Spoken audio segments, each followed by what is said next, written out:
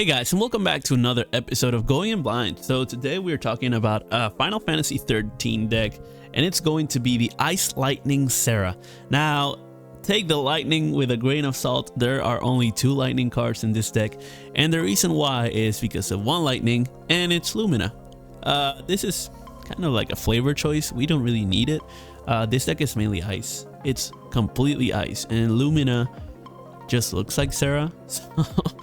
So I put her there because there's an Ice Lightning leader sort of that we could actually use. Therefore, because we did. So I put that there. Maybe it doesn't work like that. Maybe it does. Whatever. I can take those away. Put 2 more cards in. We're kind of scraping the bottom of the barrel on this deck. It is a lot of flavor and function though. But yeah, we don't really need this at all. So yeah, what this deck is trying to do is get support for Serah between Mog and Snow, and then Serah supports the Mogs and the Snows too. So let's get into it. By the way, I'm missing 2 cards, and they're going to replace these 2. We don't really need the monsters in this case, but if we were to want to make it only ice, we could replace these 2 instead, and then keep the monsters for whichever reason we might need. But yeah, let's get into it. So the first one we got is the lightning that's cost 4, and cost 4 says it's ice and lightning, and it says haste, and you may pay 1, choose 1 forward, dull it, and you can only do this ability while lightning is attacking. Okay, the second effect is you may pay ice and lightning, choose 1 dull forward, and break it. You can only use this ability while lightning is attacking. And last but not least, you may pay 1 and tap it, dull it. Your opponent discards 1 card. You can only use this ability during your turn and only once per turn. Okay, so if you're attacking, lightning gets tapped and that effect taps her. So you either attack and you may use one of the 2, or you don't attack and tap this. So it's like all effects have this only once. Very interesting, very limiting. Let's go to Lumina now. Cost 3, backup. Says when Lumina enters the field, you may search for 1 cat 13 forward and add it to your hand. Okay, and we are done with the lightning part. So now we're going to ice, the actual deck that's Serah, right? That's the Serah deck. And so first of all, I think Serah has no, how do you say this? It has no summon. I think it's mainly because Serah is a card from the second game, character from the second game, not the first one. She's not part of the main cast, I think. It was Fang, Vanille, Snow, Dodge, Lightning, and Hope. Yeah, those are the 6. So Serah is not a main cast from the first game. And the first game has 1 summon per... let's see, that's their official name. But Serah is not part of that cast, but Serah has a whole other game where she is the main character along with Noel.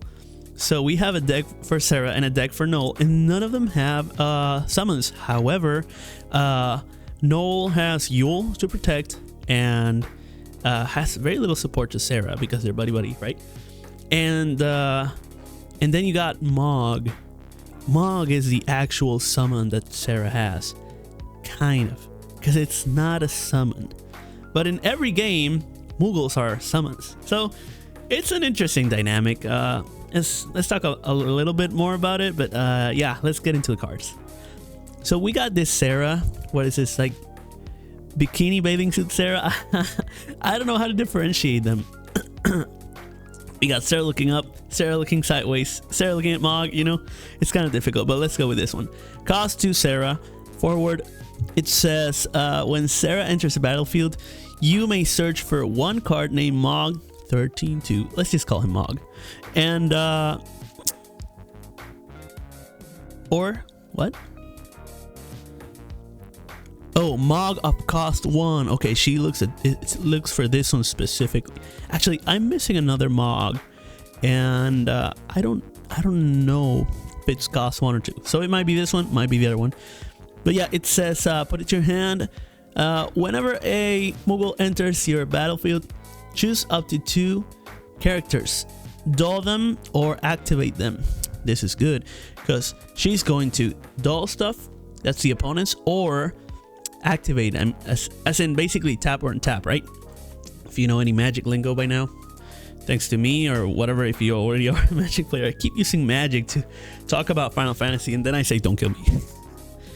But yeah, so yeah, that's what Serah wants to do. Then dull them or activate them. This effect will only trigger only once per turn. Okay, and you also have, because we have so many Serahs, you also have a sacrifice ability. It's a special, and you tap Serah and you discard one, and it says choose one forward, deal it 8,000 damage. That's pretty good.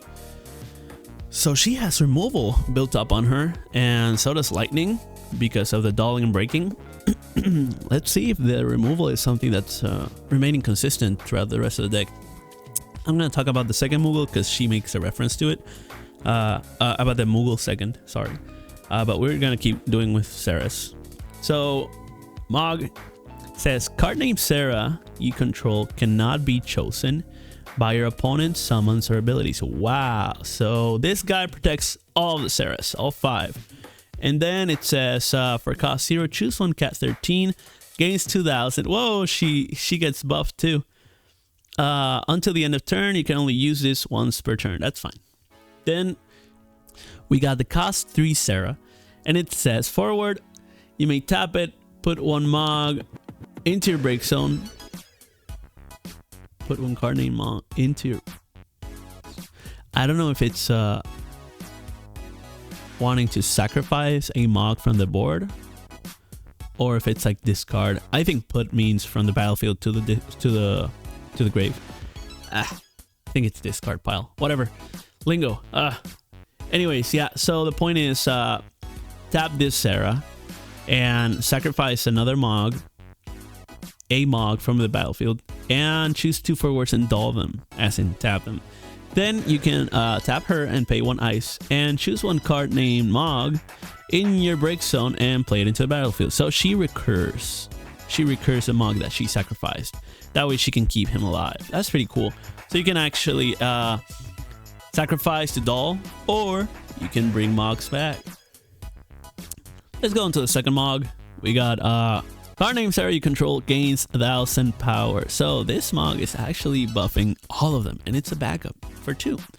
And it says when Mog is put into the field from the break zone, from the field into the break zone, choose 1 forward and freeze it. Okay, so this Serah actually really likes this Mog to bring back and forth, right? Because you can tap it first to create CP, and then you can sacrifice it with the Serah. So once you sacrifice it with the Serah, you can then bring it back in another turn, and it'll just freeze the forward that she made dull. So that's pretty cool. Then we have the cost 5 Serah. It says, when Serah enters the battlefield, reveal the top 5 cards of your deck and add 1 backup among them into your hand, or play 1 Job Moogle backup among them onto the field. Okay, she excavates the top cards, 5, and looks for a backup or a Moogle. So it's interesting because we have 5 Moogles in this deck. 5. And we have 1 backup. So she can look for the next Serah that we'll talk about, which is cost 2 Serah. Pretty interesting. Now we have a second effect. That can only be used once, by the way. Oh, no, never mind. That's when she enters the battlefield. It's only once, yeah. Among them, put it onto the field, then return the rest of the cards in any order on the bottom. And then we have that when she attacks, choose... What? Oh, 1 character and dull it and freeze it. Okay, so she kind of dulls and freezes, whereas this Serah dulls and freezes alongside with Mog. Interesting. So it costs more, but it's faster and can work on her own. And then we have when Serah attacks, choose 1 dull freeze if you control 4 or more backups. Your opponent discards 1 card as well. Okay, so late game gets better. Interesting. Then we have a cost 3 Mog backup. Says whenever Mog enters the battlefield, you may search for 1 Cat 13 forward and put it into your hand. Okay, so these are both searchers for whatever Serah we want, or snows, you know. Depending on what you want. We haven't gotten to the snows yet, right? So then we got Serah cost 2 backup. It's OC that says if you control a snow, it cannot be chosen by your opponent's ability. So she protects snow. Okay. Let's go to the other Mog. It says cost 3. When Mog 13-2 enters the field, remove the top card of your deck from the game. You can cast this card. You can cast it this turn. The cost required is reduced by 2. That's pretty sweet. That's pretty sweet. This turn. Okay, so for 3, something else costs 2. So it costs 1 more, but you may play it if it's good. I don't know. Then we have another cost 5 Serah. It says, when Serah enters the field, you may search for 1 Job Moogle and add it to your hand. When Serah attacks, activate all the Job Moogle you control. Nice. And you may discard 1 Moogle and choose 1 forward and dull it. That's pretty sweet. That's pretty sweet. Let's talk about the snows now. We got a cost 4 snow. Says if you control a card named Lightning. Yeah, that's why we have this one. We could actually, there's an Ice Lightning that we could swap for this one. And we could put the Mog in the snow here and put 2 Ice Lightnings. That could be good. Yeah, we have too many backups in this deck. We could definitely get rid of Lumina and that Lightning. But anyways, yeah. So it says if you control a card named Lightning, Snow and Lightning, you gain. This character cannot be chosen by our opponent's summons. Okay, protection. And this Serah protects snows too. When Snow enters the battlefield, select one of the 2. Either your opponent discards 1 card or choose up to 3 characters. If you control a Serah, dull them and freeze them. Okay, so it likes both Lightning and Serah to be together. That's a pretty wholesome family man, right? We have another cost for Snow though, and it says when Snow enters the battlefield, you may pay X. If you do, search for 1 card named Lightning of cost X or less and play it onto the battlefield. So we could actually pay 1 for the Ice Snow that we were talking about. It's not here yet. Or we can pay 4 and bring this one from the deck and just put her out there. Doesn't matter the cost. We don't actually need the Lightning. So this Snow actually speeds this one into the field. He rushes her in. Then we have 6 cost Snow. It says when Snow enters the field, you may search. Then we have a 6 cost Snow forward that says when Snow enters the field, you may search for 2 card named Serah, each with different cost. Nice, that's pretty cool. And add them to your hand. Snow cannot search for 1 card. Has to be 2. Huh. Okay, and they have to be forwards. No, card named Serah. So even the backup can be searched. That's good. And then when Snow attacks, you may dull 1 active Cat 13 forward you control, and when you do so, choose 1 forward, dull it and freeze it. Okay, so dulling and freezing is a big thing in this deck. I wonder if the tempo works well because of attackers and blockers, right? Now we have the Theatrhythm Snow, which is cost 3 forward, and it says if you control Serah, Snow gains 1,000. If you control a Cat 13 other than Snow, Snow gains 1,000. That's pretty cool, and we will have this guy get 2,000 because of just 1 Serah, or just 1,000 because of a Mog, or itself Snow, right?